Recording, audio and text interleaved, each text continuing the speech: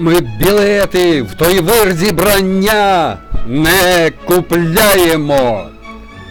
Зустрічаємось так, як та воля в путі.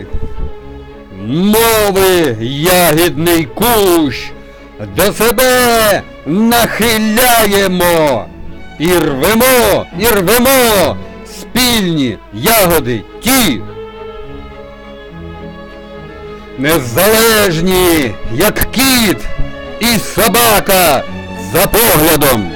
Ми жагою об'єднані скоком коня. Два крутих, як дві скелі ті доводи. Думки дві наживні, що летять навмання. Навіть більше не дві, а багато розплавлених, розігрітих, як хліб на пательні, думок. Два потоки в одне протиріччя направлені, із думок, що у колі одному танок.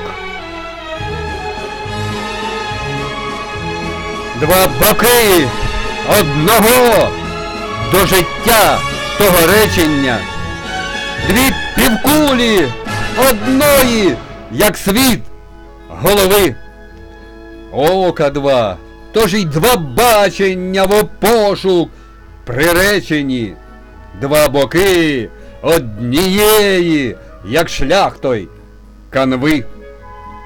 Із зерна батька з мамою в борошно мелені.